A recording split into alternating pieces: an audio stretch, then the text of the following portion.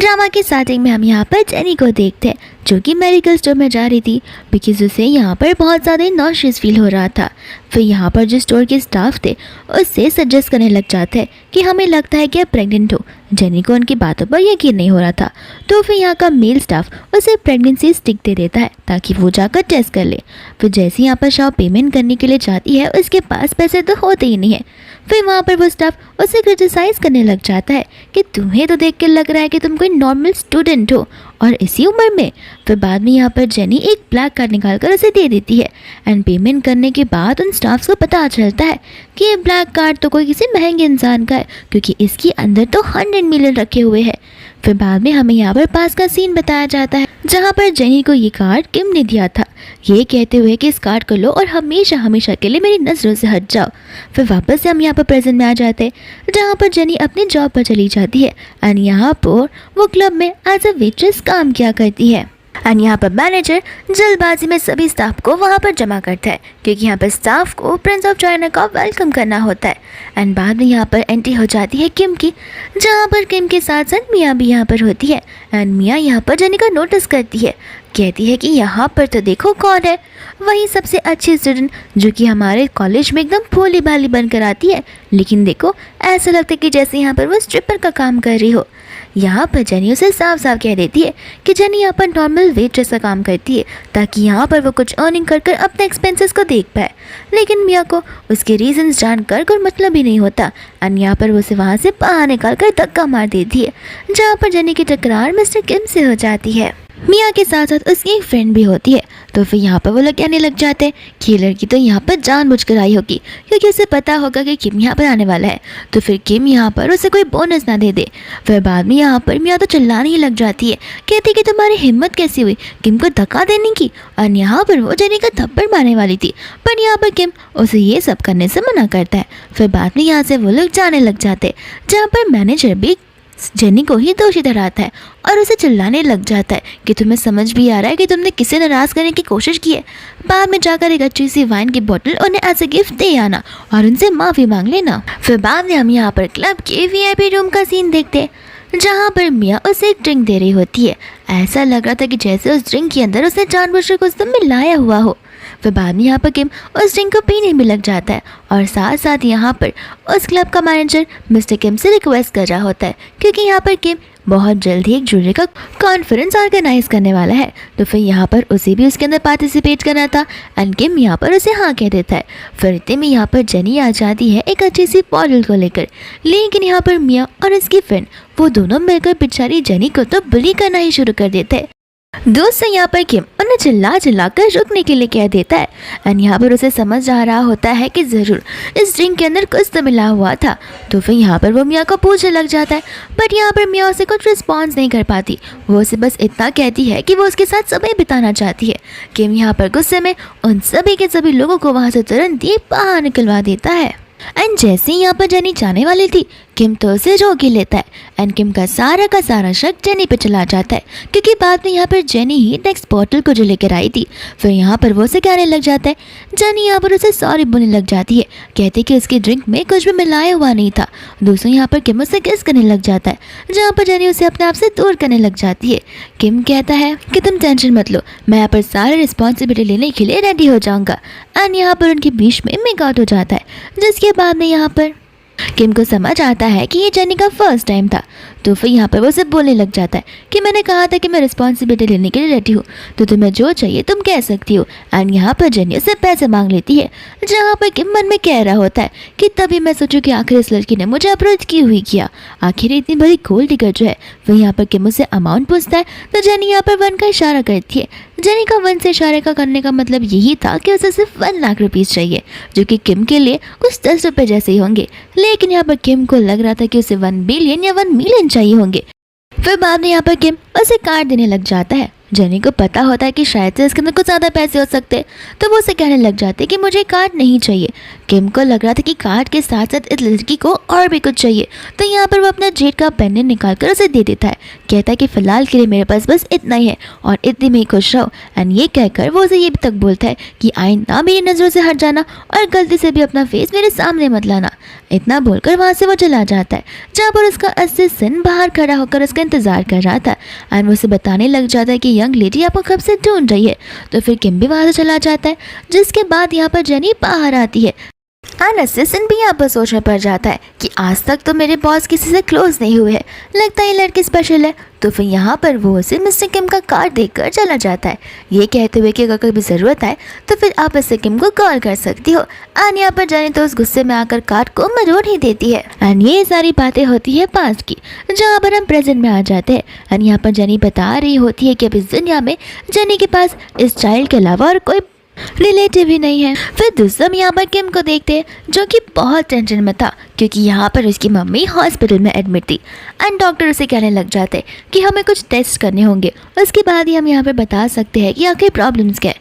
फिर बाद में यहाँ पर वो अपनी मॉम को टेंशन लेने से मना करता है और उसकी मॉम उसी पर चिल्लाना शुरू कर देती है, कहती है कि ये सब कुछ तुम्हारी वजह से हो रहा है, 30 साल के हो गए हो, शादी क्या मेरे बनने के बात करने वाले हो। मुझे तो लगता है कि मेरी फैमिली आगे बढ़ भी नहीं पाएगी एंड इन सारी की सारी चीज़ों की जिम्मेदारी तुम्हारी ही है। साथ साथ यहाँ पर मियाँ भी खड़ी होकर उनकी बातों को सुन रही होती है एंड यहाँ पर मियाँ चली जाती है आंटी को मक्खन लगाने के लिए, जहाँ पर वो कहने लग जाती है कि अभी आपका बहुत जल्दी कॉन्फ्रेंस आने वाला है, तो आपको टेंशन लेने की ज़रूरत नहीं है, यहाँ पर मैं आपकी सारी चीज़ें संभाल लूँगी। फिर बाद में यहाँ पर बोलने लग जाती है कि कॉन्फ्रेंस तो आता जाता रहेगा, लेकिन लगता है कि यहाँ पर मैं अपने ग्रैंड चाइल्ड को देखे बिना ही डेथ बेड पर चढ़ जाऊँगी। फिर बाद में यहाँ पर आंटी को एक आइडिया आता है, जहाँ पर वो मियाँ को कल ही अपने डैड को घर पर लाने के लिए कहती है, ताकि यहाँ पर वो मियाँ की और मिस्टर किम की शादी की बात को कर सके। किम यहाँ पर गुस्से में आ जाता है, कहता है कि शादी की बात आप इतनी हल्के में कैसे ले सकती हो एंड मियाँ के साथ मेरी शादी। आंटी यहाँ पर किम पर चिल्लाने लग जाती है, कहती कि तो क्या तुम क्या मेरा मरा हुआ फेस देखना चाहती हो। एंड यहाँ पर किम चाहते हुए भी कुछ बोल नहीं पाता, जहाँ पर किम को अचानक से जेनी की याद आने लग जाती है। तो वो सोच में पड़ जाता है कि आखिर वो बार बार जेनी को क्यों याद कर रहा है। फिर बाद में यहाँ पर जेनी घर पर जाती है, जहाँ पर अपने घर पर जाती है वो अपनी मॉम को और अपने भाई को देखती है। तो वो समझ आ जाता है कि उसका दिन और भी ज़्यादा खराब होने वाला है एंड यहाँ पर उसकी मॉम से बड़े प्यार से बात करती है एंड यहाँ पर जेनी बोल देती है कि मुझे पता है कि आप किस बारे में यहाँ पर बात करने आई हो। रही बात उस शादी की, तो मैं उस वैंग के साथ शादी करने वाली बिल्कुल भी नहीं हूँ। तो फिर यहाँ पर जेनी की मॉम से समझाने लग जाती है कि देखो बेटा, ये शादी करना तो तुम्हारे लिए अच्छा रहेगा और ऐसे भी हमें ब्राइड्स गिफ्ट में 88,000 रुपीज़ मिल रहे हैं, जिससे कि यहाँ पर तुम्हारे भाई की शादी भी हो पाएगी और तुम्हारा भाई अपने लिए घर तक ले पाएगा। तो तुम ही सोचो ये हमारी फैमिली के लिए कितनी अच्छी बात है। जेनी यहाँ पर अपनी मॉम की इन सारे डिसीजन की वजह से तंग आ गई होती है एंड यहाँ पर वो अपनी मॉम को सुनाना शुरू ही कर देती है कि हाँ, बचपन से लेकर आज तक तो आपने सिर्फ अपने बेटे के बारे में सोचा है, यहाँ तक कि मेरी पैसे की मदद से आपके बेटे के एक्सपेंसेस देखे जाते, आज तक उसने अपने खुद के लिए जॉब तक ढूंढा तक नहीं है एंड यहाँ पर अभी भी इतने बड़े होने के बाद मैं उसका ध्यान रखूँ। आंटी यहाँ पर रोना धोना शुरू कर देती है, कहती कि अब मैं क्या ही बोलूँ, मेरा एक बेटा नालायक निकल गया, उसमें मैं क्या ही कर सकती हूँ। मैं सब कुछ समझ रही हूँ, मैं तुम्हारी बायोलॉजिकल मॉम नहीं हो ना, इसलिए तुम मेरे साथ ये सब कर रही हो। बचपन से मैंने तुम्हें पाला पोसा है और अब जब यहाँ पर हमारी बात आ रही है तो तुम हमें नेगलेक्ट कर रही हो। एंड यहाँ पर जेनी के हाथ में से वो फार्मेसी वाले मेडिसिन नीचे गिर जाते, जहाँ पर उसकी मॉम उसे देख लेती है एंड बाद में यहाँ पर उसकी मॉम उसका कोट हटाकर उसका बेली का साइज देखने लग जाती है और तो यहाँ पर वो उसे लात तक मार देती है, कहती है कि अब हम क्या करेंगे, यहाँ पर तुम्हारा बेली ऑलरेडी इतना बाहर आ चुका है, अब तो कोई यहाँ पर तुमसे शादी करने के लिए रेडी होगा भी नहीं और अगर हो भी गया तो हमें ब्राइड्स गिफ्ट में बहुत कम पैसे मिलने वाले हैं। यहाँ पर जेनी कह देती है कि आप लोग मुझे बेचकर सारी की सारी चीज़ें अपने नाम पर करना चाहते हो, तो फिर भूल जाओ कि ऐसा कुछ भी हो सकता है। फिर बाद में यहाँ पर उसका भाई आकर जेनी को समझाने लग जाता है कि तुम समझने की कोशिश क्यों नहीं कर रही हो, एक काम करते हम जाकर तुम्हारा अबॉर्शन करवा देंगे, ऐसे भी वैंग को इस बारे में कौन नहीं बता सकता है, ये तीनों की बात हम तीनों के बीच में रह जाएगी। यहाँ पर जेनी अबॉर्ट करवाने से मना कर देती है, तो फिर उसकी मॉम यहाँ पर उस पर चिल्लाने लग जाती है, कहती कि अबॉर्शन नहीं करवाओगे तो क्या इस बच्चे को पाले पोसने का सोचा है तुमने। जेनी कहती क्या ये मेरे बच्चे और मैं अपने बच्चों का ध्यान रख सकती हूँ, इनकी चिंता मैं कर लूँगी, आपको टेंशन लेने की ज़रूरत नहीं है। और ये बात अबॉर्शन की तो मैं बिल्कुल नहीं करवाने वाली हूँ, चाहे कुछ भी हो जाए। फिर इसके बाद में यहाँ पर जेनी धीरे धीरे कर जाने लग जाती है, जहाँ पर उसकी मॉम अपने बेटे को जेनी को सीधा पकड़ने के लिए कह देती है, ताकि यहाँ पर वो लोग ज़बरदस्ती उसे लेकर हॉस्पिटल चले जाए। एंड ठीक यहाँ पर ऐसा ही होता है। एंड जैसे ही यहाँ पर वो लोग हॉस्पिटल में जाते हैं, हम वहाँ पर मिस्टर किम के असिस्टेंट को देखते हैं, जो कि यहाँ पर जेनी को देखकर समझ जाता है कि ये तो वही लड़की है। एंड कुछ मंथ्स पहले तो मैंने यहाँ पर इसे क्लब में देखा हुआ था। फिर बाद में यहाँ पर वो उसकी बेली को नोटिस करता है, तब जाकर यहाँ पर उसे समझ जाता है कि क्या पता कुछ मंथ बीत चुके हैं और ऑलरेडी ये लड़की मिस्टर किम के बीबी के साथ में प्रेग्नेंट हुई। तो दोस्तों यहाँ पर उसकी मॉम और उसका स्टेप भाई दोनों मिलकर उसे जबरदस्ती रूम के अंदर लेकर जा रहे थे। एंड जेनी यहाँ पर पूरी कोशिश कर रही थी। उन दोनों का कहना बस यही था कि हमें देखो खाली पैसे की ज़रूरत है, अबॉर्शन नहीं करवाना तो हमें वो पैसे दे दो। एंड यहाँ पर जेनी अपना वो जेड का पेंडेंट निकाल कर उन्हें देने लग जाती है। उसके भाई को लगता है कि बहुत मामूली सा पेंडेंट होगा तो फिर वो उसे फेंकने लग जाता है, जहाँ पर जेनी अपनी जान को जोखिम में डालते हुए उस पेंडेंट को तुरंत ही पकड़ लेती है। एंड इसके बाद में हम यहाँ पर एक इवेंट को देखते हैं। एंड ये इवेंट कोई मामूली इवेंट नहीं होता। यहाँ पर आज मिस्टर किम की और मिया की एंगेजमेंट होने वाली थी, जहाँ पर किम की मॉम और मिया के डैड मौजूद थे।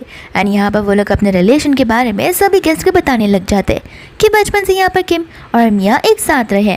एंड उन्हें तो हम यहाँ पर चाइल्डहुड लवर्स भी बुलाया करते। एंड फाइनली बचपन का ये सपना आज जाकर पूरा हो रहा है, जहाँ पर एक फैमिली यानी कि दोनों फैमिली आज एक बनने वाली है।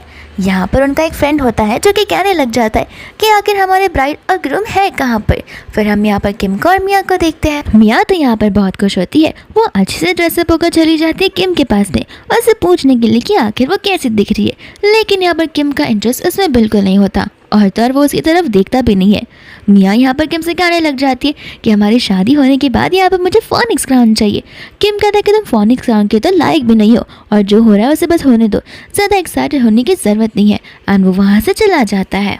फिर बाद में यहाँ पर मिया ठान लेती है कि कुछ भी कर यहाँ पर मुझे किम के बेबी के सामने प्रेग्नेंट होना ही होगा, फिर तो सारी की सारी रिस्पॉन्सिबिलिटी उसे लेनी ही होगी। एंड इसके बाद हमारा जवाब होना भी नामुमकिन है।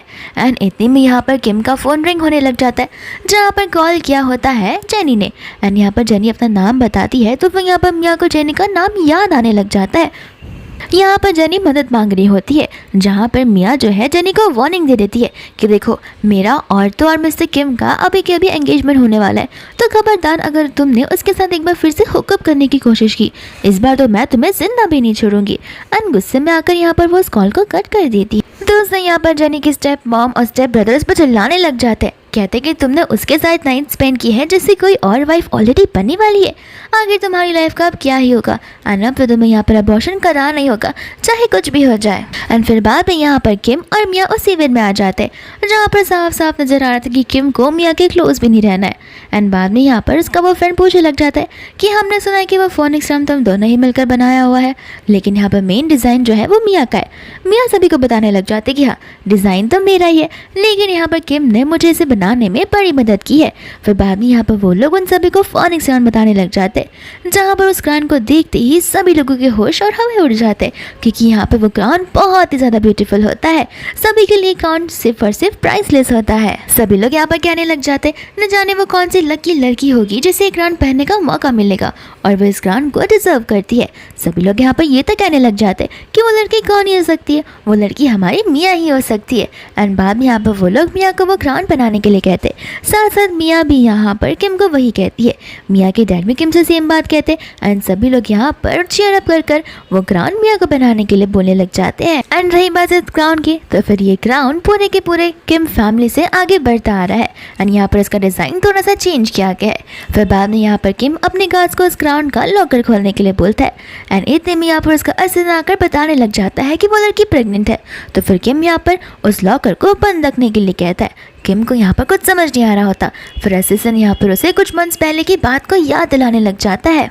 किम यहाँ पर कहने लग जाता है कि तुम क्या उस गोल्ड डिगर की बात कर रहे हो। तो फिर यहाँ पर असिस्टेंट बताने लग जाता है कि मैंने उसे हॉस्पिटल में देखा था एंड समझ आ रहा था कि उसे प्रेग्नेंट हुए 5 या 6 मंथ्स तो हो ही गए होंगे। और तब यहाँ पर वो एकदम नॉर्मल से कपड़ों में थी, एकदम सादे कपड़ों में थी। देख ही नज़र आ रहा था कि उसे पैसे की कितनी ज़रूरत हो सकती है। यहाँ पर आंटी भी सुनकर शौक हो जाती है कि आखिर प्रेग्नेंट कौन है।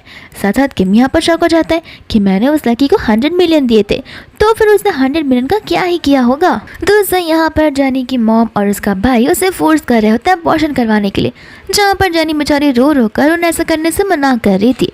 फिर बाद में यहाँ पर किम का जो असिस्टेंट होता है उसे वो एक स्टेटमेंट बताने लग जाता है उस कार्ड के, जहाँ पर सिर्फ और सिर्फ एकदम थोड़े से पैसे खर्च हुए थे। एंड पता करने के बाद उसे पता चला है कि वो पैसे जहाँ खर्च हुए थे वो एक फार्मेसी थी। एंड उनसे जो मटेरियल लिया था वो कुछ और नहीं बल्कि प्रेगनेंसी टेस्ट वाले ही इक्विपमेंट्स थे।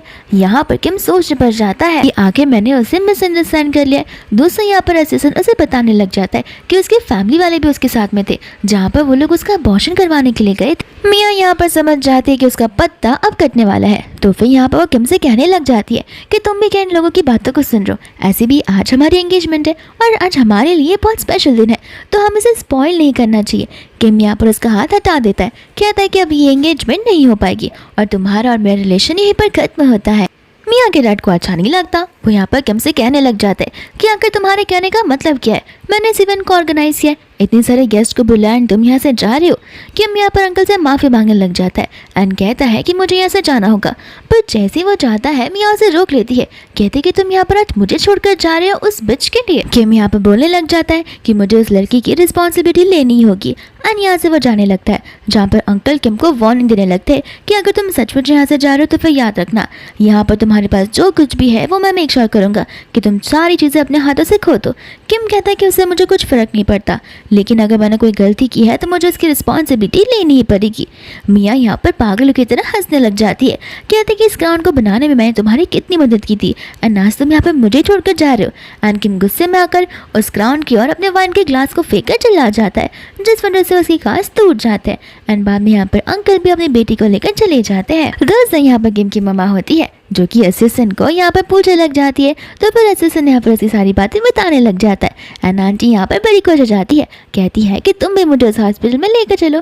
फिर वो दोनों भी यहाँ से निकल पड़ते हैं एंड हम यहाँ पर जनी की मॉम को देखते हैं, यानी कि स्टेप मॉम को। एंड यहाँ पर जनी को समझा रही होती है कि देखो इस बच्चे को अबॉर्ट कर लो, उसके बाद अच्छे से और आराम से अपनी लाइफ फैन के साथ में बिता देना।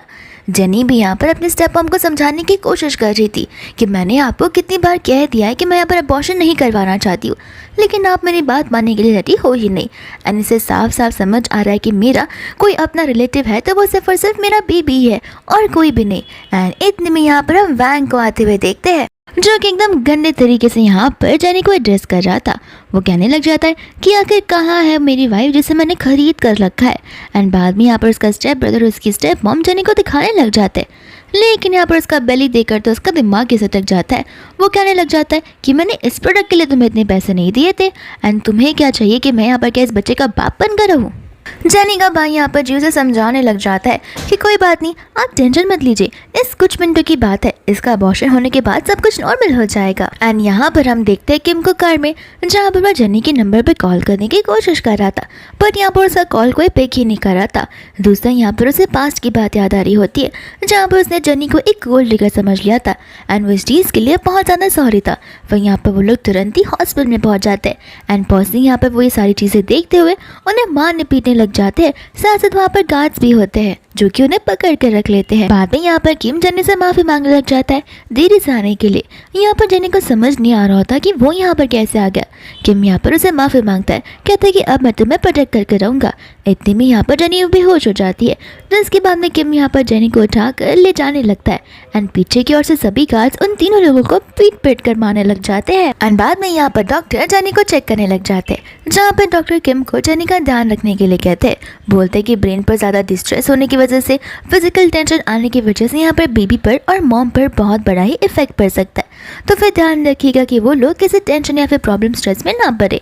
डॉक्टर की वहाँ से जाने के बाद जेनी यहाँ पर घबराहट की मारी उठती है, जहाँ पर उसे लग रहा था कि उसका बच्चा खो गया है, लेकिन यहाँ पर किम उसे टेंशन लेने से मना करता है। बोलता है कि अब मैं यहाँ पर आ गया हूँ तो फिर तुम्हें किसी भी चीज़ को लेकर चिंता करने की ज़रूरत नहीं है, मैं सारे की सारी रिस्पॉन्सिबिलिटी लेने के लिए रेडी हूँ। जेनी यहाँ पर उसे मना करने लग जाती है, कहती कि वो नहीं चाहती कि उसकी वजह से यहाँ पर किम को सारी रिस्पॉन्सिबिलिटी लेनी पड़े। किम यहाँ पर कहने लग जाता है कि मुझे पहले के लिए माफ़ कर देना, मैंने यहाँ पर तुम्हें कुछ और समझ लिया था, मुझे नहीं पता था कि तुम्हारे इंटेंशंस क्या होंगे।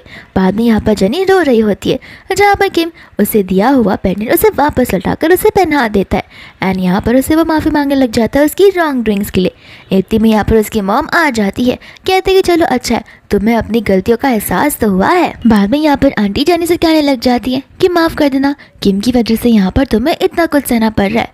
जेनी बोलने लग जाती है कि इसमें किम की तो कोई गलती नहीं है, ऐसे भी किम ने यहाँ पर आकर उसकी जान को बचाया है। आंटी कहते कि मुझे माफ़ कर देना, जो कुछ भी हुआ यहाँ पर उसके लिए हम तुम्हें कंपेंसेट करने के लिए रेडी है। लेकिन यहाँ पर जेनी कंपेंसेशन लेने से मना कर देती है, बोलती कि यहाँ पर उसने ये सारी चीज़ें उसके लिए बिल्कुल नहीं की है।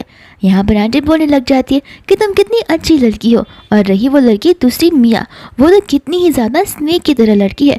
एंड यहाँ पर वो किम को बताने लग जाती है कि मैंने चेक किया है, जेनी ने यहाँ पर तुम्हारे नंबर पर कॉल किया हुआ था, लेकिन उस मिया ने उस नंबर को ब्लॉक कर डिलीट भी कर दिया था, जिसके बाद में उसकी वजह से यहाँ पर बेचारी 2 लाइफ जाने वाली थी।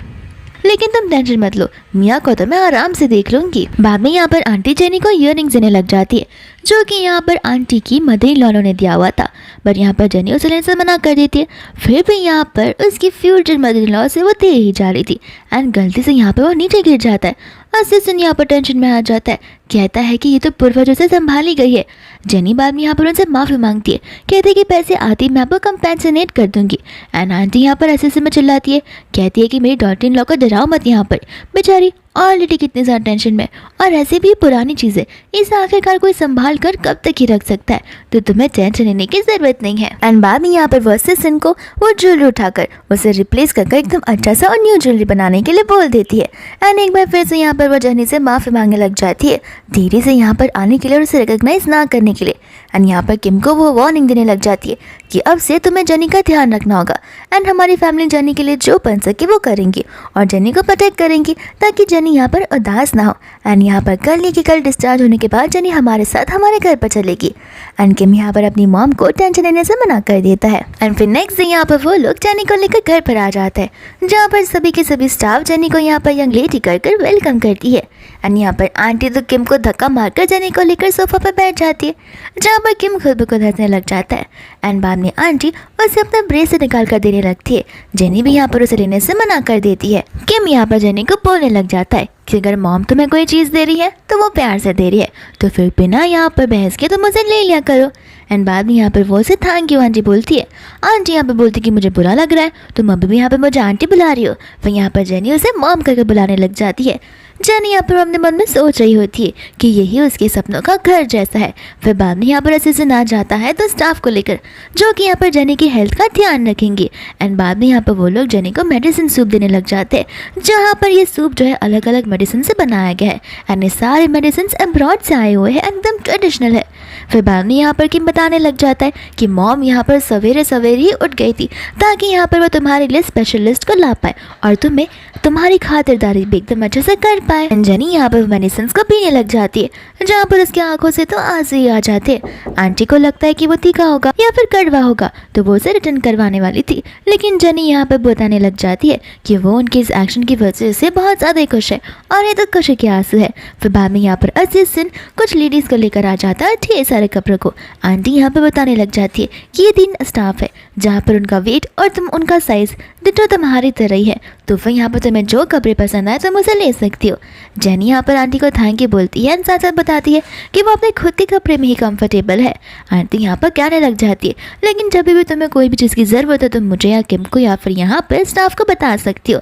एंड आंटी कहने लग जाती है कि देखो अब से तुम्हें यहाँ पर किम के साथ रहना होगा, एंड किम यहाँ पर तुम्हारा ध्यान रखेगा।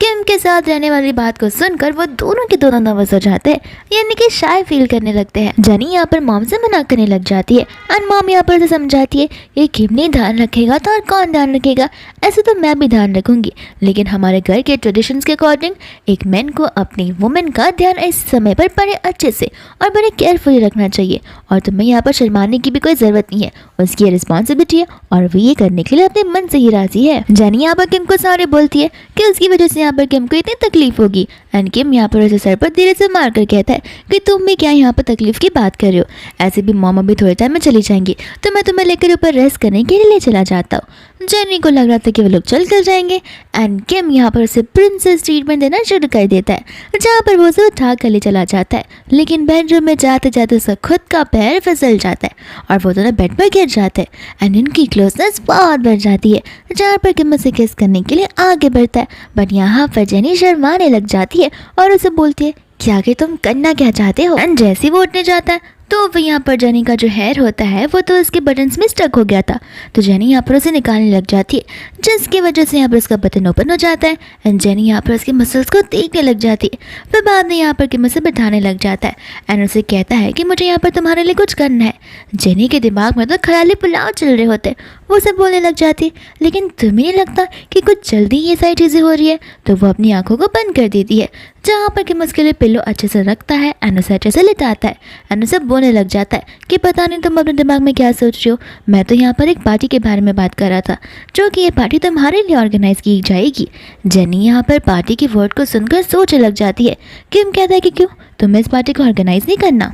जेनी उसे बताने लग जाती है कि वो कभी पहले कभी पार्टी में गई ही नहीं है। किम कहता है कि ज़्यादा ओवरथिंक करो मत, ऐसे भी उस पार्टी में मैं तुम्हारे साथ रहूँगा एंड सारी चीज़ें स्मूथली हो जाएंगी एंड तब तक तुम आराम करो। फिर बाद में यहाँ पर किम अपने कैबिन में बैठा हुआ होता है, जहाँ पर वो बार बार पानी पी रहा था क्योंकि उसे बड़ी गर्मी लग रही थी, वो बात को याद करते हुए जहाँ पर उनकी क्लोथ्स भर गई थी। एंड इतने में यहाँ पर उसका असिस्टेंट आ जाता है जो उसे बताने लग जाता है कि किम के अकॉर्डिंग यहाँ पर बैंक्वेट हॉल प्रिपेयर कर दिया गया है। किम यहाँ पर खुश हो जाता है एंड यहाँ पर वो असिस्टेंट को बता देता है कि कल सभी लोगों के सामने मैं यहाँ पर जेनी को एज अपनी वाइफ अनाउंस कर दूंगा। एंड फिर उसके बाद में मैं यहाँ पर देखता हूँ कि कौन उसे बुली करना चाहता है, मैं तो उसे फिर बाद में छोड़ूंगा भी नहीं। एंड जेनी को भी यहाँ पर उतनी ही रिस्पेक्ट मिलनी चाहिए जितनी यहाँ पर मुझे और मेरी फैमिली को मिलती है, क्योंकि यहाँ पर जेनी अब मेरी फैमिली का एक हिस्सा है और वही मेरी पूरी फैमिली है। फिर बाद में यहाँ पर जेनी इस इवेंट में पहुँच जाती है जहाँ पर ढेर सारे गेस्ट आए हुए थे, लेकिन यहाँ पर जेनी किसी को भी नहीं जानती थी और ना ही कोई यहाँ पर जेनी को जानता था। साथ साथ यहाँ पर किम ने जेनी को पहले जाने के लिए कह दिया था क्योंकि किम को कुछ इंपॉर्टेंट काम जो करना था।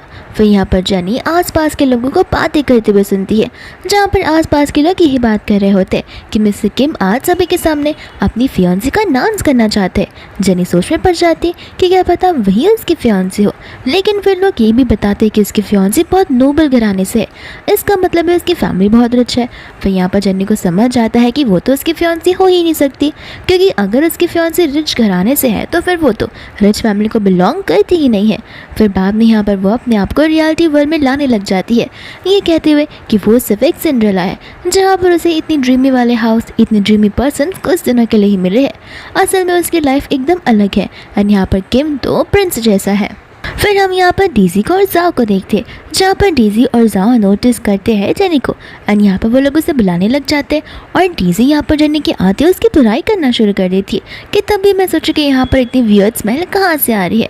दूसरा यहाँ पर जाओ उसके बेली को नोटिस करता है तो वो समझ जाता है कि वो प्रेग्नेंट है और यहाँ पर बड़ी बुरी तरीके से डीजी से पूछने लग जाती है कि जरा हम सभी को बिट्टू बताओ कि आखिर इस बच्चे का डैड कौन है। जेनी यहाँ पर डीजी से साफ साफ कह देती है कि इन सभी चीज़ों का तुमसे कोई मतलब नहीं है और ये मेरा पर्सनल मैटर है। इतना कहकर वो जाने लग जाती है, बट फिर भी यहाँ पर डीजी उसे ज़बरदस्ती रोकती है एंड सभी को बुलाने लग जाती है और वो यहाँ पर जेनी की बेइज्जती करने लगती है। सभी को यहाँ पर बताने लग जाती है कि आप सभी को पता है कि हमारे साथ कॉलेज में रहा करती थी, लेकिन क्या करें ये क्लब में जो काम क्या करती थी इसे तो इसके होने वाले चाइल्ड का डैड तक नहीं पता होगा कि कौन है। बाद में सभी लोग यहाँ पर जेनी को क्रिटिसाइज करने जाते हैं कि ऐसी लड़की आखिर इस इवेंट में क्या कर रही है, इस इवेंट में ऐसी लड़कियों का होना यानी कि दिन का अनलकी होना। जेनी यहाँ पर ये सारी बातें सुनकर नहीं ले सकती थी, इसलिए यहाँ से वो चुपचाप जा रही थी, जहाँ पर डीजी उसे जाने नहीं दे रही थी। जेनी कहती कि आखिर तुम करना क्या चाहती हो और यहाँ पर डीजी वाइन उसे सर्व करने के लिए कहती है, बोलती कि अगर तुम ये कर दोगी तो मैं यहाँ पर तुम्हें जाने दूंगी। एंड यहाँ पर जेनी सोचने लग जाती है कि वो किम की पार्टी को डिस्ट्रॉय नहीं कर सकती, तो फिर चुपचाप वो उसे ड्रिंक सर्व कर वहाँ से चली जाएगी। एंड यहाँ पर वो डीजी को ड्रिंक सर्व करने लग जाती है, लेकिन यहाँ पर वो जो ग्लास है गलती से नीचे गिर जाता है, जहाँ पर डीजी को बड़ा गुस्सा आ जाता है क्योंकि वो ग्लास का जो वाइन था वो उसके सैंडल पर गिरा था। तो वो उसके बालों को खींचकर उस पर चिल्लाने लग जाती है कि इस शूज़ के पैसे के तुम मुझे बाद में देने वाली हो, तुम्हारी हिम्मत कैसे है मेरे शूज़ के साथ मैसअप करने की। और यहाँ पर वो करते टाइम डेज़ी यहाँ पर उसके हाथों में एक गोल्डन के ब्रेसलेट को नोटिस कर लेती है, तो वो तुरंत ही उसे निकाल लेती है एंड बाद में यहाँ पर वो सभी को बताने लग जाती है कि तभी मैं सोचूं कि आज के इस इवेंट में तुम यहाँ पर क्या कर रही हो। जेनी यहाँ पर उसे वो ब्रेसलेट वापस उतारने को कहती है, बट यहाँ पर डीजी सभी को बताने लग जाती है कि ये यहाँ पर इस इवेंट में अनइन्वाइटेड आई है और तो और यहाँ पर ये इस इवेंट में चोरी करने के लिए है। फिर सभी लोग यहाँ पर इस ब्रेसलेट को ध्यान से देखने लग जाते हैं, जहाँ पर सभी लोगों को पता होता है कि ये ब्रेसलेट तो किम की मॉम का है। एंड यहाँ पर सभी को इस ब्रेसलेट के बारे में पता होता है क्योंकि वो पूरे के पूरे चाइना में एक ही है। एंड स्पेशली यहाँ पर किम ने वो जो ब्रेसलेट है अपनी मॉम के लिए डिज़ाइन किया हुआ था एंड उसका वर्थ भी 10 मिलियन का था। फिर बाद में यहाँ पर डीसी से क्रिटिसाइज करती है, जहाँ पर दूसरी ओर जाओ बोलने लग जाता है कि अभी क्या पता, अभी तो हमें फ़िलहाल खाली ये ब्रेसलेट ही दिख रहा है, लेकिन न जाने इसने क्या क्या छुपा कर रखा होगा, हमें तो इसे सर्च करना ही होगा। एंड यहाँ पर वो उसके पास चला जाता है, जहाँ पर जेनी उसे दूर करना तो चाहती है, लेकिन फिर भी वो उसके साथ फोर्सफुल करने लग जाता है। एंड खींचातानी के चक्कर में यहाँ पर जेनी का वो जेड वाला पेंडेंट होता है वो नेकलेस बाहर निकल आता है। एंड यहाँ पर सभी को पता होता है कि नेकलेस प्रिंस किम के पास होता है। तो फिर यहाँ पर सभी लोग शॉक हो जाते हैं कि आखिर ये पेंडेंट जेनी के पास कैसा है, इसकी इतनी हिम्मत कैसे हुई इस पेंडेंट को वो भी प्रिंस से चुराने की। बाद में यहाँ पर जाओ सभी गार्ड्स को बुला लेता है एंड उन सभी गार्ड्स को यहाँ पर वह जेनी को पिन डाउन करने के लिए कह देता है, क्योंकि न जाने यहाँ पर जेनी ने क्या कुछ नहीं चुरा लिया होगा।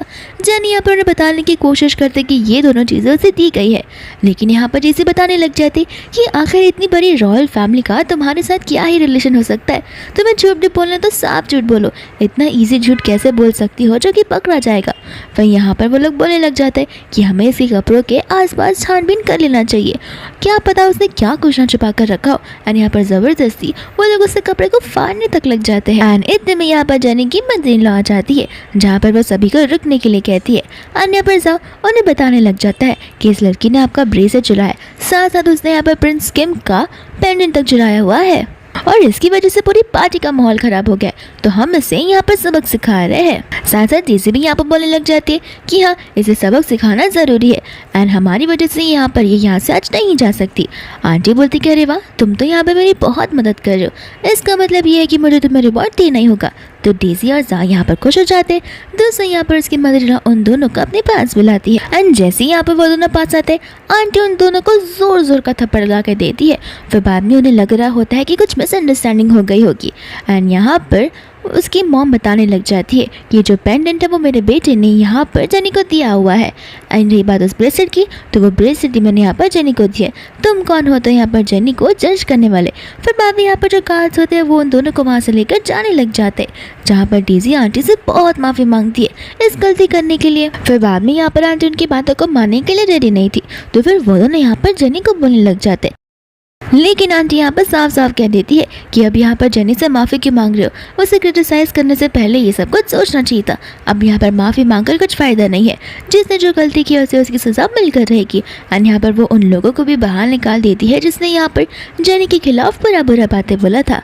बाद में यहाँ पर जेनी मदर-इन-लॉ से माफ़ी मांगने लग जाती है कि उसकी वजह से यहाँ पर उसकी मदर-इन-लॉ को सारी चीज़ें करनी पड़ रही है और ये तो बहुत ज़्यादा एम्बैरेसिंग हो गया है। लेकिन आंटी यहाँ पर समझाती है कि इसमें तुम्हें माफ़ी मांगने की कोई गलती नहीं है, क्योंकि इसमें तुम्हारी गलती ही नहीं है।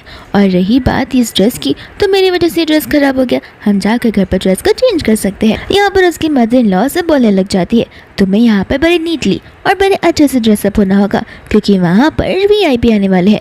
जेनी सोच में पड़ जाती है कि आखिर वो वीआईपी कौन हो सकता है। एंड इतने में यहाँ पर उसका ब्यूटीफुल सा रेड सा चाइनीज ट्रेडिशनल ड्रेस आ जाता है, जिसे देखकर वो समझ जाती है कि ये तो बहुत ही ज़्यादा एक्सपेंसिव है। लेकिन यहाँ पर उसकी मदर-इन-लॉ उसे उस ड्रेस को पहले ट्राई करने के लिए बोलती है। बाद में यहाँ पर जेनी उस ड्रेस को ट्राई करने के लिए अंदर की ओर चली जाती है, जहाँ पर वो इस ड्रेस को देखकर तो बहुत खुश थी। लेकिन यहाँ पर बस वो एक ही चीज़ सोची जा रही थी कि अगर यहाँ पर जेनी प्रेग्नेंट नहीं होती तो फिर यहाँ पर ना उसे किम मिलता और ना ही यहाँ पर उसे उसकी मदर-इन-लॉ मिलती और उसे हैप्पी फैमिली कभी मिलती नहीं। ये जो कुछ भी हो रहा है उसके उस बेबी की वजह से हो रहा है, ये सब कुछ बस उस बेबी की वजह से हो रहा है। पीछे से स्टाफ यहाँ पर आपस में बात कर रही होती है कि यंग लेडी यहाँ पर इसे देखेगी जो न जाने क्या क्या बातें करेगी। जेनी को समझ नहीं आ रहा होता कि आखिर वो लोग किसकी बात कर रहे हैं, तो जेनी यहाँ पर उन स्टाफ से पूछने लग जाती है, बट न जाने कि यहाँ पर वो स्टाफ घबराए हुए थे, तो वो तुरंत ही यहाँ पर उससे माफ़ी मांगते हुए वहाँ से भाग जाते हैं। फिर बाद में यहाँ पर जेनी रेडी होकर चली जाती है उस बैंक्वेट हॉल में, जहाँ पर सभी के सभी लोग उसे देखने लग जाते हैं और उसे प्रिंसेस करके बोलने लगते हैं। लेकिन यहाँ पर होती है मिया, जो कि जेनी को देखकर गुस्सा हो जाती है और गुस्से में आकर यहाँ पर वो सभी के सामने जेनी को थप्पड़ मार देती है, ये कहते हुए कि तुम्हारी हिम्मत कैसी हुई किम को सड्यूस करने की, और तुम्हें क्या लगता है तुम मेरे जैसे सेम कपड़े पहनकर आ जाओगी तो तुम्हें क्या यहाँ पर वो फोनिक्स कार्ड मिल जाएगा। ऐसे भी मैं बताना चाहती हूँ कि ये ड्रेस मुझे आंटी ने बहुत पहले ही दिया हुआ था, सभी लोग बाद में यहाँ पर उन दोनों की ड्रेस को नोटिस करने लग जाते हैं। मिया को तो यहाँ पर गुस्सा ही आ जाता है, जहाँ पर वो पागलों की तरह जेनी को अपना कपड़ा उतारने के लिए कहती है एंड जबरदस्ती वो उसे फाड़ने की कोशिश करती है, जहाँ पर जेनी बहुत कोशिश करती है अपने आप को डिफेंड करने की एंड यहाँ पर मिया उसे टेबल की ओर धक्का मार देती है, जहाँ पर सीजर होता है तो वो उसे कहने लग जाती है कि अब देखो मैं तुम्हारी क्या हालत करती हूँ। जेनी यहाँ पर मिया को वार्निंग देने लग जाती है कि किम अगर आएगा तो उसे ये सब कुछ पसंद नहीं आएगा। मिया बोलती कि किम क्या तुम्हारी जान बचाएगा, वो तुम्हें प्रोटेक्ट करने ही नहीं आने वाला है और वो तुम्हें क्यों ही प्रोटेक्ट करेगा। एंड जैसे यहाँ पर वो उसे सीधे से मारने वाली थी, इतने में यहाँ पर शीन आ जाती है जो कि उसे रोकने लग जाती है। मिया यहाँ पर शीन को देखकर शॉक हो जाती है। दूसरे यहाँ पर शीन उसे पूछने लग जाती है कि आखिर तुम यहाँ पर इस बेचारी को बुली क्यों कर रही हो। तो फिर यहाँ पर मिया उसे बताने लग जाते हैं कि देखो ने इस लड़की को यहाँ पर ये फेक ट्रेडिशनल कपड़ा पहन कर आई है ताकि सभी के सामने वो ऐसा दिखा सके कि वो इस फैमिली की डॉटर इन लॉ बनने वाली है, लेकिन हम सभी को पता है कि ड्रेस फेक और इसकी पूरी ज्वेलरी फेक है। यहाँ पर शीन उसे बोलने लग जाती है कि लगता है तुम्हारी नज़र कमज़ोर हो गई है, अगर मैं तुम दोनों की ड्रेस को देखूँ तो मुझे यहाँ पर साफ साफ नजर आ रहा है कि किसकी ड्रेस फेक है और किसकी ड्रेस रियल है।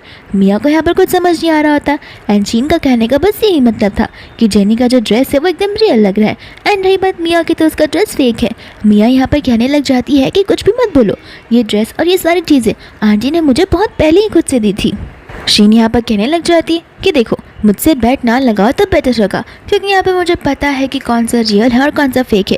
मिया यहाँ पर एक्सेप्ट करने लग जाते कि ठीक है ये फेक ट्रेडिशनल गाउन है, लेकिन मैं क्या ही करूँ, मुझसे ज़्यादा डिजर्विंग ये लड़की थोड़ी ना है, मैं यहाँ पर किम की वाइफ बनने का डिजर्व करती हूँ, लेकिन ये जानी बिल्कुल भी नहीं। एंड यहाँ पर इतने में किम आ जाता है जो कि यहाँ पर वो से बोलने लग जाता है कि तुम्हें क्यों लगता है मिया कि तुम मेरी वाइफ बनने के लिए डिजर्व करती हो। यहाँ पर किम आते ही जेनी के साथ में बात करने लग जाता है कि जेनी ठीक भी है या फिर नहीं, लेकिन इसके पहले कि यहाँ पर जेनी कुछ बोले इतनी मशीन यहाँ पर किम का हाथ पकड़ लेती है और उसे अपने क्लोज ला देती है। जेनी को यहाँ पर लगने लग जाता है कि किम शायद से वही इंसान है जो कि जेनी के बहुत क्लोज है।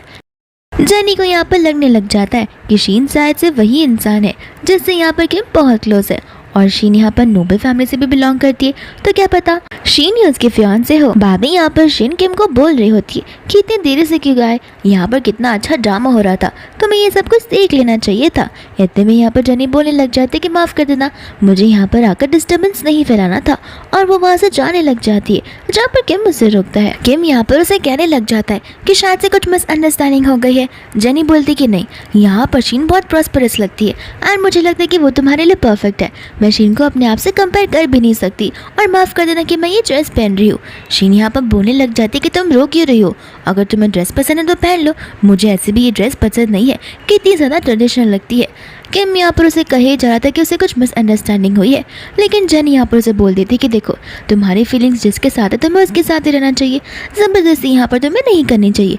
शीन बोलती कि क्या ये थोड़ी सी पागल हो चुकी है, तुम्हें पता भी है कि मैं कौन हूँ, मैं यहाँ पर इसकी कज़न सिस्टर हूँ, ना कि मैं यहाँ पर इसकी मिस्ट्रेस बनकर आई हूँ। बाद में वापस यहाँ पर जानी माफ़ी मांगती है, जहाँ पर किम उसे रिलैक्स करने के लिए बोलता है।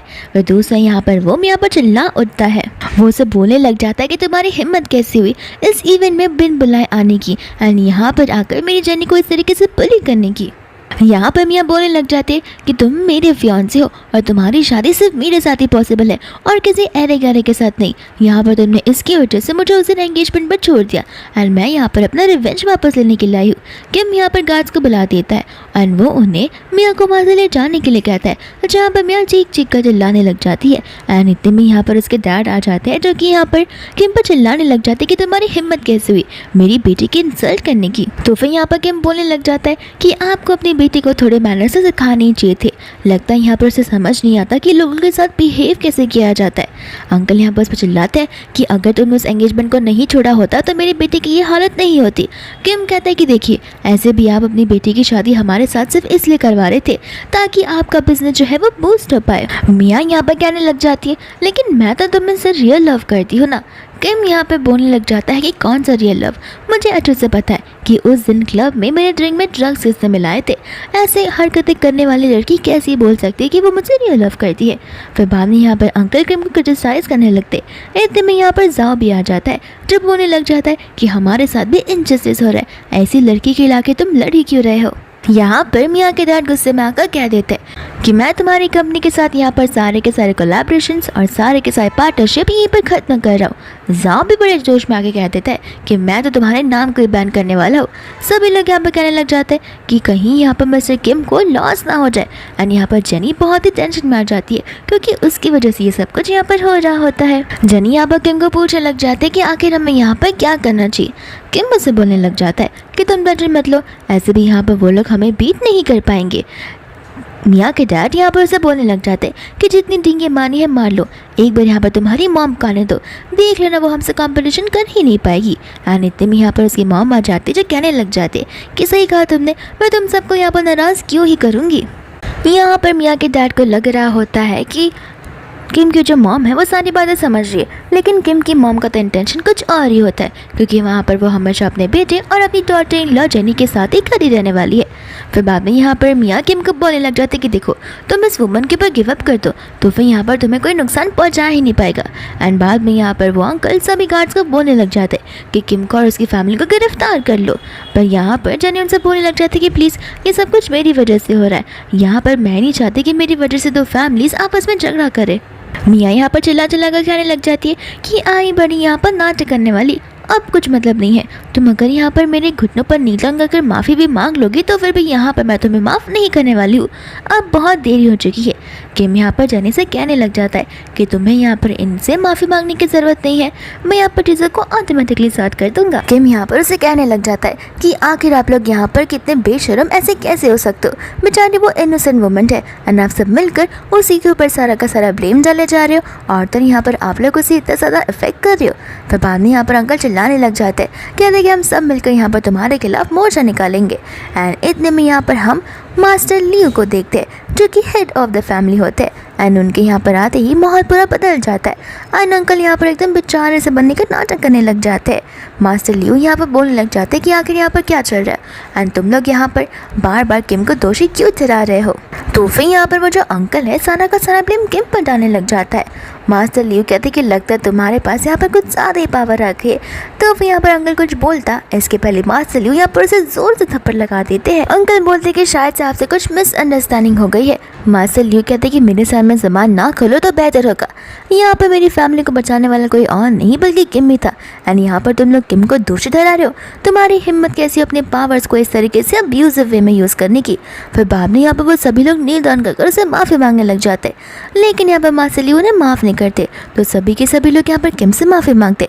किम भी यहाँ पर उन्हें माफ़ नहीं करता है, बोलता है कि अब ये सब दिखावा करके क्या ही मतलब है। फिर बाद में यहाँ पर मास्टर लियो सभी के सामने अनाउंस कर देते कि यहाँ पर से मिया को और उसकी डैड को बैन कर दिया जाएगा, यानी कि उनकी कंपनी बहुत जल्दी बैंक करप्ट होने वाली है एंड उनका वैल्यूज़ पूरे के पूरे जगह में बिल्कुल नहीं बचने वाला है। तो फिर यहाँ पर गार्ड्स उन्हें लेकर जाने लग जाते, जहाँ पर अंकल तो बहुत डिवास्टेट हो जाते एंड मिया यहाँ पर गुस्से में थी। तो वो चिल्ला कर जाने से कह देती है कि मैं तुमसे वो सारी चीज़ें वापस से छीनने के लिए आऊँगी जो कुछ भी तुमने यहाँ पर मुझसे छीना हुआ है। एंड यहाँ पर मास्टर लियो मिस्टर किम से कहने लग जाता है कि तुम्हें यहाँ पर बहुत ही प्रॉस्परस और काइंड हार्टेड लेडी मिली हुई है, तो फिर यहाँ पर उसे कभी मत खोना। इतना कहकर वो उस इवेंट में बुलाने के लिए उन्हें थैंक यू बोलते, साथ साथ वहाँ से फिर वो चले जाते। जिसके बाद में यहाँ पर आंटी जेनी को शांत रहने के लिए कहती है, ओवरथिंक बंद करने के लिए कहती है, बोलते कि तुम मेरे घर की एक प्रेस्टीजियस डॉटर हो जहाँ पर हम तुम्हारे खिलाफ एक शब्द सुन भी नहीं सकते। तो फिर उनके साथ ऐसा होना ही था। फिर बाद में यहाँ पर किम सभी के सामने जेनी को एज अपनी फियांसे अनाउंस करने लग जाता है एंड सभी को यहाँ पर वार्निंग भी दे देता है कि कोई भी यहाँ पर जेनी को परेशान नहीं कर पाएगा। इसके बाद में यहाँ पर वो जेनी को प्रपोज करने लग जाता है, ये कहते हुए कि भले यहाँ पर वो दोनों एक दूसरे को बहुत पहले से ना जानते हो, लेकिन अभी तक उसने जेनी को जितना भी जाना है, जितना भी परखा है, जेनी उसे बड़ी पसंद आई है। एंड यहाँ पर वो प्रॉमिस करता है कि वह जेनी का साथ फॉर एवर देगा, उसके लिए वो हमेशा लॉयल रहेगा और उस पर वो हमेशा ट्रस्ट करेगा एंड अपना ट्रस्ट बनाए रखेगा। एंड यहाँ पर जेनी भी उसे हाँ कह देती है। फिर बाद में यहाँ पर वो दोनों एक दूसरे को किस करने लग जाते हैं, जहाँ पर सभी गेस्ट उन्हें चीयर अप करते हैं। फिर बाद में यहाँ पर किम घर पर बैठकर अपना काम कर रहा था, जहाँ पर इतना काम करते करते उसके आइज़ में पेन हो जाता है। तो फिर यहाँ पर वो अपनी आइज़ में एक कूल बॉक्स लगा देता है एंड इतने में यहाँ पर जेनी आ जाती है जो कि उसे चलने के लिए कहती है। किम कहते कि नहीं अभी मेरा और काम बचा हुआ है एंड जेनी यहाँ पर उसके शोल्डर पर मसाज करने लग जाती है। बाद में यहाँ पर किम उसे अपनी लाप पर बैठा देता है और उसे थैंक यू बोलता है अपने इस वर्ल्ड में आने के लिए। साथ साथ यहाँ पर वो उसे किस करने के लिए आगे बढ़ता है, बट जेनी यहाँ पर उसे रोक देती है। किम बोलता है कि क्यों, लगता है तुम अभी तक बहुत शाय फील कर रही हो। जनी यहाँ पर उसे बोलने लग जाती है कि अभी तक वो मेंटली इन सारी चीज़ों को लेकर प्रिपेयर नहीं है, अभी भी यहाँ पर ये सब कुछ उसे एक सपना जैसा ही लग रहा है। किम यहाँ पर उसे रिलैक्स करने के लिए बोलता है, कहता है कि धीरे धीरे तुम्हें इन सारी चीज़ों की आदत पड़ जाएगी। वही यहाँ पर वो वापस उसे क्लोज आता है, लेकिन इतने में ही फ़ोन बजने लग जाता है। जनी कहती कि देखो एक बार यहाँ पर मैं बता दूँ, उसके बाद में हम चीज़ों को आगे बढ़ा सकते हैं। फिर बाद में यहाँ पर जनी सोने के लिए चली जाती है, लेकिन जैसे यहाँ पर वो मॉर्निंग में उठती है वो स्टाफ को बात करते हुए सुनती है। स्टाफ यहाँ पर आपस में बोल रही होती है कि पता है कल यंग मास्टर रात को घर पर कितना लेट आए हुए थे, लगता है यहाँ पर वो किसी और के साथ ही बाहर गए थे। मैडम यहाँ पर प्रेग्नेंट है तो फिर वो उनकी नीड्स को फुलफिल नहीं कर पा रही है। ये सुनते ही यहाँ पर जनी को कुछ समझ नहीं आता है और यहाँ पर वो उसे पूछने लग जाती है कि किम आखिर क्या कहा था। वो लोग उसे बताने लग जाते कि हो सकता है वो अपनी कंपनी में काम से गए हो। जनी कहती कि ठीक है, वो आए होंगे तो वो थक गए थे, तो फिर मैं यहाँ पर उनके लिए सूप बना दूंगी। फिर बाद में हम यहाँ पर किम को देखते जो कि अपनी ऑफिस तक पहुँच गया था और यहाँ पर वो घर पर तो आया हुआ भी नहीं था। फिर बाद में यहाँ पर उसे कॉल आ जाता है उसके असिस्टेंट का, जो उसे बताने लग जाता है कि मैडम यहाँ पर आपके लिए सूप लेकर आ रही है। किम यहाँ पर बड़ा खुश हो जाता है, लेकिन उसके आंखों पर अभी भी वो आइस पैक्स लगे हुए होते हैं। जितने में यहाँ पर एक लेडी आती है और यहाँ पर वो उसे सूप पिलाने लग जाती है। किम को लग रहा होता है कि वो जनी है, लेकिन वो असल में जनी तो होती ही नहीं है एंड वो लड़की कोई और नहीं बल्कि मिया होती है। एंड मिया यहाँ पर धीरे धीरे उसे क्लोज आने लग जाती है, जहाँ पर किम को खुद समझ नहीं आ रहा था कि इतना जल्दी वो एडजस्ट कैसे हो गई। फिर इतने में यहाँ पर जनी सूप लेकर आती है, जहाँ पर वो कैबिन के बाहर ये सब देखती ही बहुत ज़्यादा ही उसके स्टमक में पेन होना शुरू हो जाता है। किम यहाँ पर अपने आंखों से पट्टी हटाता है तो उसे मिया नजर आती है, तो वो मिया को चिल्लाते हुए वहाँ से तुरंत ही जाने के लिए कहता है। एंड यहाँ पर जनी का जो टिफिन बॉक्स होता है वो नीचे गिर जाता है, जहाँ पर किम देखता है कि जनी को स्टमक में बहुत पेन हो रहा है, तो फिर यहाँ पर वो उसे लेकर तुरंत ही हॉस्पिटल चला जाता है। किम तो यहाँ पर बहुत घबराया हुआ ही था एंड यहाँ पर वो जनी से प्रॉमिस करने लग जाता है कि वो जनी को कुछ भी नहीं होने देगा। डॉक्टर यहाँ पर जनी को ऑपरेटिंग रूम में ले चले जाते। किम भी अंदर जाने वाला था, बट यहाँ पर डॉक्टर्स उसे रोकने लग जाते, ये कहते हुए कि वो यहाँ पर ऑपरेटिंग रूम में कदम नहीं रख सकता अनटिल अनलेस यहाँ पर पेशेंट आउट ऑफ डेंजर ना हो जाए। एंड यहाँ पर वो उसे अपने आप पर भरोसा करने के लिए कहता है। फिर बाद में यहाँ पर ऑपरेशन शुरू हो जाता है और ऑपरेशन को कुछ ज़्यादा ही समय बीत जाता है एंड इतने में यहाँ पर किम की मॉम भी आ जाती है। किम यहाँ पर अपनी सारी चीज़ों के लिए अपने आप को ही दोषी दे रहा होता है एंड इतने में यहाँ पर डॉक्टर बाहर आ जाता है, जहाँ पर वो उसकी सभी फैमिली को कंग्रेचुलेट करते हैं उनके इस हैप्पी मैरिज के लिए और उनके बेबी के लिए। फिर बाद में यहाँ पर किम चला जाता है जनी से मिलने के लिए, जहाँ पर वो उसे माफ़ी मांगने लग जाता है, लेकिन यहाँ पर जनी उसका हाथ हटा देती है और उसे माफ़ी मांगने से मना करती है। जनी यहाँ पर बोलने लग जाती है कि मैंने यहाँ पर बेबी को बर्थ दे दिया है, तो फिर अब टाइम आ चुका है मेरा यहाँ से जाने का। किम को यहाँ पर कुछ समझ में नहीं आता, वो कहते हैं कि तुम जाना क्यों चाहती हो। जनी यहाँ पर बोलने लग जाती है कि मेरा एक ही मिशन था यहाँ पर बेबी को कम्प्लीटली और पॉजिटिवली और बड़े केयरफुलनेस से यहाँ पर उसे बर्थ देने का। अब यहाँ पर मेरा रहकर क्या ही फ़ायदा है। एंड मन में यहाँ पर वो कह रही होती है कि किम को इस बेबी की वजह से रहना पड़ जाए, लेकिन किम यहाँ पर मिया से लव करता है। फिर बाद में यहाँ पर किम भी मन में सोच रहा होता है कि इतना टाइम बीतने के बाद भी यहाँ पर जनी को लगता है मुझसे लव हुआ ही नहीं है। किम यहाँ पर जनी से कहने लग जाता है कि देखो फिलहाल यहाँ पर तुम अपना टाइम इन सब चीज़ों में मत सोचो, कल हम डिस्चार्ज होते इन सब चीज़ों के बारे में आराम से बात कर लेंगे, फिलहाल अपनी बॉडी पर ज़्यादा डी स्ट्रेस मत करो। एंड इतने में यहाँ पर मॉम भी आ जाती है। बाद में यहाँ पर जनी आंटी से बोलने लग जाती है कि उसे उसके बेबी से मिलना है, पर यहाँ पर आंटी से कहते कि नहीं फिलहाल तुम अभी बहुत ज़्यादा वीक हो, इस वजह से डॉक्टर तुम्हें परमिशन नहीं देंगे। एंड जनी को यहाँ पर मिसअंडरस्टैंडिंग हुई रहती है, जहाँ पर वो मन में सोच रही थी कि यहाँ पर उसके दोनों बेबीज़ जो है तो फिर यहाँ पर वो दोनों बेबीज़ उसकी फैमिली को बिलोंग करेंगे, यानी कि उसकी मदर इन लॉ को और डॉर किम को। यहाँ पर वो लोग उसे उसकी बेबीज़ देने ही नहीं वाले हैं। किम यहाँ पर उसे प्रॉमिस करने लग जाता है कि जैसे ही यहाँ पर जेनी ठीक हो जाएगी वैसे ही यहाँ पर वो उसे उसकी फ्रीडम दे देगा एंड यहाँ पर वो अपने बच्चों से भी मिल सकती है। फिर यहाँ पर जनी किम को और उसके असिस्टेंट को बात करते हुए सुनती है, जहाँ पर किम असिस्टेंट से 1 मिलियन प्रिपेयर करने के लिए कह रहा था जनी के लिए। जनी यहाँ पर समझ जाती है कि ये लोग तो यहाँ पर मुझसे छुटकारा बहुत जल्दी पाना चाहते हैं, लेकिन मैं यहाँ पर खुद ब खुद ही यहाँ से चली जाऊँगी। मैं अपनी डिग्निटी की बहुत केयर करती हूँ। एंड यहाँ पर वो फोनिक्स राउंड भी रख देती है, जो कि यहाँ पर उन्होंने उसे उस इवेंट में दिया होता है। दोस्तों यहाँ पर किम अपने असिस्टेंट से कह रहा था कि होपफुली यहाँ पर जनी को ये सब कुछ पसंद आएगा असिस्टेंट भी उसे कह रहा था कि आप टेंशन मत लीजिए, आपकी इस एनकरेजमेंट को देखकर और आपकी स्ट्रगल को देखकर मैडम को आपका स्ट्रगल वाली चीज़ें बड़ी पसंद आएगी। दोस्तों यहाँ पर जेनी होती है जो कि ठान लेती है और अब उसे एक रियलिटी चेक मिल गया होता है कि अब उसका सिंड्रेला वाला जोन आ चुका है, जहाँ पर ये सारी चीज़ें बस एक सपनों जैसी थी एंड अब इस सपनों से बाहर निकल कर रियलिटी में आने का टाइम आ चुका है। एंड यहाँ से वो चली भी जाती है एंड जैसे ही यहाँ से वो बाहर निकलती है वो यहाँ पर मिल लेती है जी से, यानी कि उसके स्टेप ब्रदर से। वो उसे देखती ही वहाँ से जाने चली जाती है। जी यहाँ पर उसे माफ़ी मांगने लग जाता है। जेनी कहती कि देखो अब हमारा रिलेशन पूरा खत्म हो चुका है, तो फिर यहाँ पर आने की ज़रूरत नहीं है और ये दिखावा करने की भी ज़रूरत नहीं है। यहाँ पर वो उसे बोलने लग जाता है कि प्लीज़ मेरी मॉम बहुत ज़्यादा ही बीमार है। जेनी बोलती कि देखो अगर तुम्हें लगता है कि मेरे पास पैसे हैं तो वो मेरे पास बिल्कुल भी नहीं है एंड मैं तुम्हें कोई पैसे नहीं दे सकती। जी उसे समझाता है कि ऐसी कोई बात है ही नहीं, वो उससे पैसे मांगने नहीं आया है, वो बल्कि यहाँ पर बस एक आखिरी चीज़ चाहता है कि वो जाकर यहाँ पर उसकी मॉम से मिले, क्योंकि उसकी मॉम यहाँ पर मरते हुए जेनी से एक बार तो माफ़ी मांगना चाहती है ताकि यहाँ पर वो मरते टाइम चैन से मर पाए। जेनी तो यहाँ पर पहले मना करने लग जाती है, जहाँ पर जी नील डाउन करते हुए उसे प्लीज़ करने लग जाता है एंड जेनी उससे प्रॉमिस करती है कि वो उसकी मॉम से ज़रूर मिलेगी एंड यहाँ पर जी उसे लेकर तुरंत ही घर चला जाता है, जहाँ पर जेनी आंटी को उठने से मना करती है एंड आंटी यहाँ पर बड़ी खुश हो जाती है जेनी को देखकर। आंटी को यहाँ पर बहुत खांसी आने लग जाती है एंड वो खांसी एक उल्टी फॉर्म में होती है।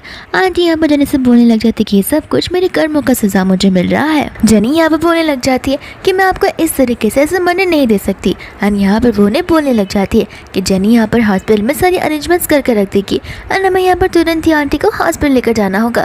सब कुछ यहाँ पर ठीक चल रहा था, लेकिन अचानक यहाँ पर आंटी अपने बेडशीट के अंदर से कुछ तो हथियार जैसा निकालती है एंड बाद में हम यहाँ पर देखते हैं किम को जो कि घर पर जेनी को ढूंढ रहा होता है। फिर बाद में यहाँ पर वो उस फोनिक्स राउंड को देखता है जो कि कॉफी टेबल पर पड़ा हुआ था। फिर वो अपने असिस्टेंट को कॉल कर पूछने लग जाता है। असिस्टेंट कहता है कि हाँ हो सकता है कि मैडम कुछ समय के लिए बाहर गई हो, लेकिन शायद से वो तुरंत ही वापस आ जाएंगी। एंड बाद में हम यहाँ पर जेनी को देखते जहाँ पर आंटी ने यानी कि उसकी स्टेप मॉम और उसकी स्टेप ब्रदर ने मिलकर यहाँ पर उसे चेयर से बांध दिया होता है। जेनी यहाँ पर उनसे पूछने लग जाती है कि आखिर वो लोग यहाँ पर जेनी के साथ ये सब क्यों कर रहे हैं। यहाँ पर आंटी जो होती है वो जेनी को बोलने लग जाती है कि किम को कॉल करो और अभी के अभी उसे पैसे मांगवाओ। जेनी उसे समझाने की कोशिश करी थी कि अब उनका रिलेशन बिल्कुल नहीं है, पर यहाँ पर आंटी को उस पर यकीन नहीं हो रहा था। दूसरे यहाँ पर किम उस लेटर को पढ़ लेता है, जहाँ पर तुरंत ही अपने असिस्टेंट को कॉल कर बोल देता है कि तुरंत यहाँ पर जेनी का पता लगाया जाए और यहाँ पर उन जेनी का पता लग भी जाता है। फिर यहाँ पर हम उसके भाई को देखते हैं जहाँ पर वो उसके ऊपर तो पेट्रोल डाल देता है और यहाँ पर वो लोग लाइटर से उसे चिल्लाने वाले थे एंड इतने में यहाँ पर किम उसे बचाने के लिए आ जाता है, जहाँ पर वो जो गार्ड्स होते हैं उन्हें बहुत पीटते एंड उन्हें लेकर पुलिस स्टेशन चले जाते। दूसरे यहाँ पर किम उसे अपने साथ घर जाने के लिए कहता है, तो फिर यहाँ पर जेनी मना कर देती है, कहते हैं कि तुम्हें बस बच्चों से मतलब था जो कि तुम्हें मिल चुका है। एंड यहाँ पर जेनी की मदर इन लॉ और असिस्टेंट आ जाते हैं। मदर इन लॉ बोलते कि तुम क्या बोल रही हो, ऐसी तो कोई भी बात नहीं है। जेनी यहाँ पर उन्हें बताने लग जाती है कि उसने किम को और उसके असिस्टेंट को 1 बिलियन के बारे में बात करते हुए सुना था। आंटी समझ जाती है कि इस लड़की को बहुत बड़ी मिसअंडरस्टैंडिंग हुई है। असिस्टेंट भी यहाँ पर उसे बताने लग जाता है कि वो आपको कंपेंसेट करने के लिए नहीं था, यहाँ पर मिस्टर किम आपके नाम पर एक कंपनी को ओपन कर रहे हैं जहाँ पर आप उस कंपनी को हैंडल करोगी एकदम अच्छी तौर पर। यहाँ पर जेनी उन सारी बातों को सुनकर बहुत ज़्यादा ही उदास हो जाती है एंड आंटी कहते हैं कि मिसअंडरस्टैंडिंग छोड़ो, अब सीधा मैं तुम्हारी शादी करवाने वाली हूँ। एंड हम यहाँ पर सीधा उनकी वेडिंग सीन को देखते एंड यहाँ पर उनके सारे फैमिली मेम्बर्स मौजूद थे एंड यहाँ पर उसकी मदर इन लॉ तो बहुत ही ज़्यादा खुश थी। फिर बाद में यहाँ पर वो दोनों एक दूसरे को हक करते हैं and forever as a good life partner रहने का वादा करते हैं एंड इसी के साथ ये ड्रामा यहीं पर खत्म हो जाता है।